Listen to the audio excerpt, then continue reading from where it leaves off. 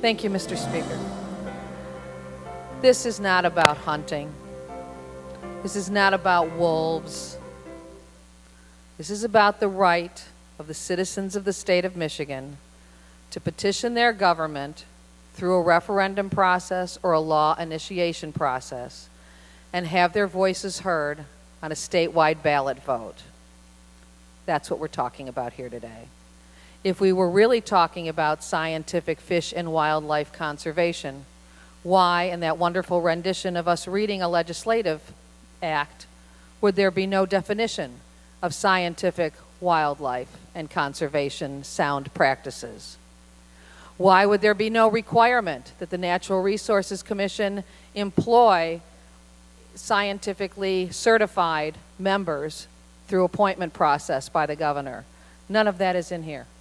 And we also know that if this was really about sound scientific management practices, we know that $1 million to prevent invasive species and Asian carp from coming into our state waterways is a highly insufficient amount of money. No, this is about preventing the voters from going back and doing a referendum process again if they don't like this act, if it's passed in this room today. You know, I stood here last year and listened as many of my colleagues on the other side of the aisle discussed why we needed to move the Court of Claims out of the Ingham County Court and into a separate court process. And the argument then was 3% of the population of the state of Michigan's voters elect the Ingham Court judges. We need to have a much larger representation of people dealing with the Court of Claims. Well, less than 3% of the state's voters sent this petition to us. Petition number 3, dealing with wolves. Again, this isn't about wolves. It's about the right of citizens and our voters to go to the ballot box and know that their vote can count. So while my colleagues on the other side of the aisle talked about moving the Court of Claims, they mentioned that 3% number time and time again.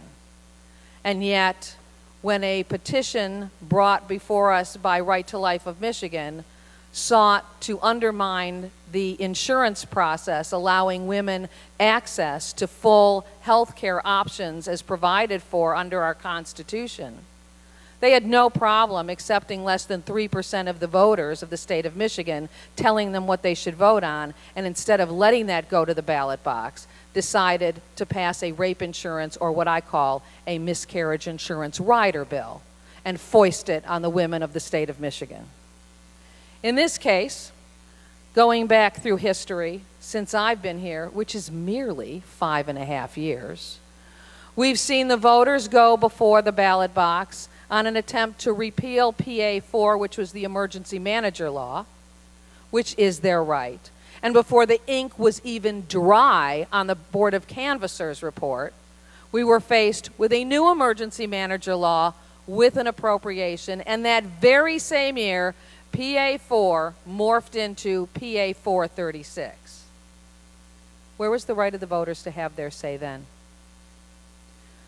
In 2011, we passed a law to allow for wolf hunting, or 2012. The voters of the state of Michigan gathered signatures to put it on the ballot. That will be one of the proposals for wolf hunting on the ballot in this November.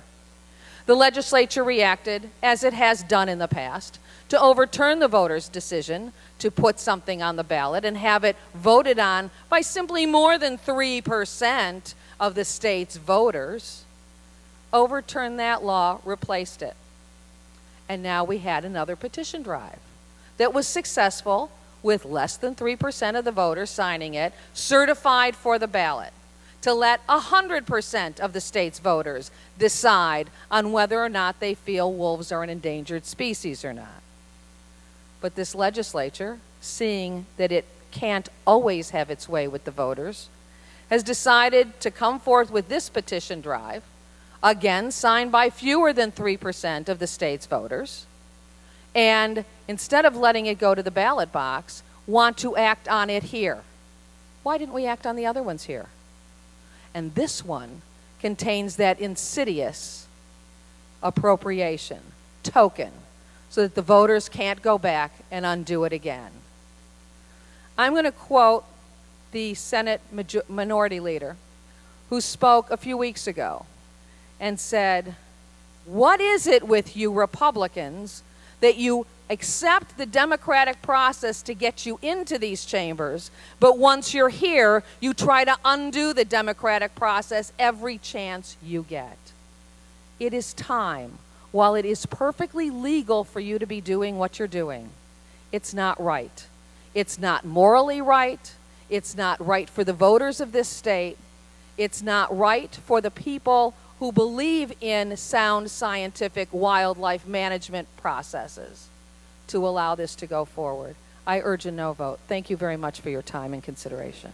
Mr. Speaker, on the question of passage of the initiative petition, there are 65 aye votes and 43 nay votes. A majority of the members elected and serving having voted therefore, the initiative petition is passed.